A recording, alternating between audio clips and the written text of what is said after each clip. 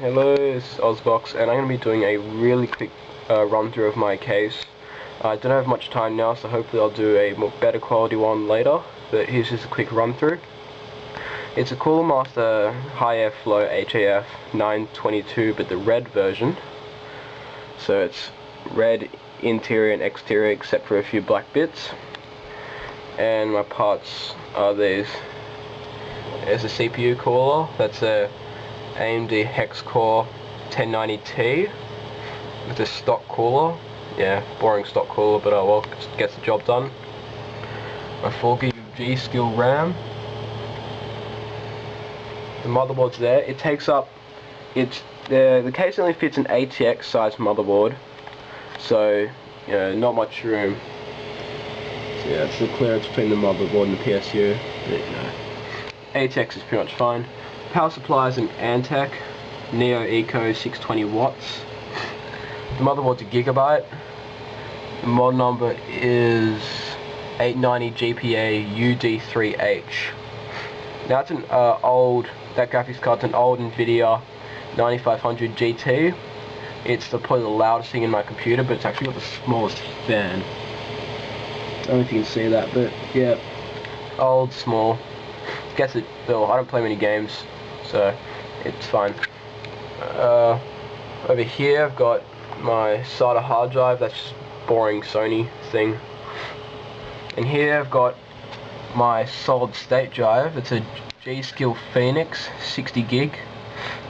That makes computers a lot faster. And down here I've got can't really see it very well, but that's a Samsung Spinpoint F3 1TB.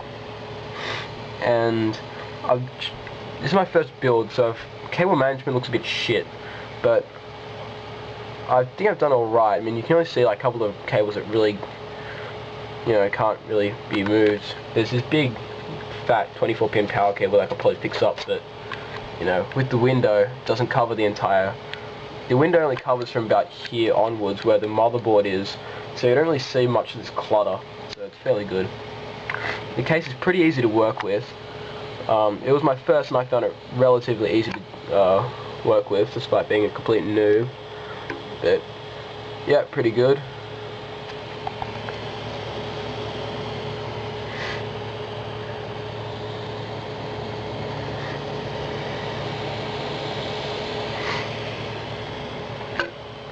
The way the 5¼ inch drive bays work, it's toolless.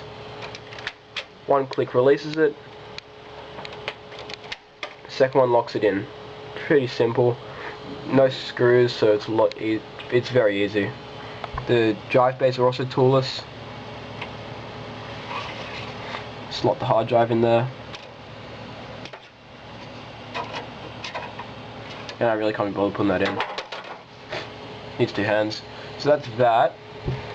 And on top we have the power button, the fan LED buttons. That turns the lights on the front fan on and off. And it's not very bright. That's one of the main problems. But what's the difference? Like, it's one tiny red fan against the whole case that's red. So all the extra red's awesome. The power button, the reset button, power and hard drive activity LEDs. You can't really see that very well, but at the front there's two USB, headphone, microphone, and an eSATA jack. 5 5¼ and 5 3½ inch drives. Two 200mm fans and one 80mm at the back. A whole bunch of expansions. Yeah, 7 expansions. Back's got all your standard ports, plus these two rubber grommets for water cooling. And there's also this extra expansion slot that's vertical. I have no idea what would go there. Power supply, still standard ATX size. But that's pretty much the case. A quick run through. I found it really easy to work with, and it just looks really awesome. Like a huge red thing. Now this camera is making the colors a lot brighter than they actually are. When I'm using it, it's sitting right next to me on my desk. It's a lot darker than it is in the picture, so I don't know why it's coming off this bright, but yeah, usually it's a lot darker. And while I'm here, I might do a quick run through of my setup. So, my computer sits on my desk, and right next to it is my monitor and keyboard. Monitor is a BenQ 22-inch Full HD. Here, shitty mouse, shitty keyboard, Turtle Beach X1s, which I mainly use for Xbox, but work for PC as well. ACL Pro mousepad. And yeah, my Xbox usually goes there, but haven't touched Halo Reach in ages because it's shit. And just to give you an idea of how quick the SSD makes the computer, I'll give you a quick run through of just opening a few programs. Now, this is a bit difficult to hold still, so forgive me for that. But say I'm going to open 3ds Max, it's Autodesk software, and usually takes a fair while. This is my first time opening it for today at least, and for quite a while, so I don't know how long it's going to take. And it's taking a bit longer than usual, but still, it's still pretty quick. It makes not just the loading time of the software, but generally using it as well. It's a lot quicker, a lot snappier, and rendering time especially makes things very quick. I can render a lot of full HD videos very quickly. What else? Some Microsoft Word. And what do you know, the memory card was filled up right as I was finishing that up. So I'm just going to run through Microsoft Word again, pretty quick, and there's not too much else to show. I can probably show the restart time. It's probably going to be the most boring part of the whole video, because I'll just be talking, and does anyone really just want to listen to me?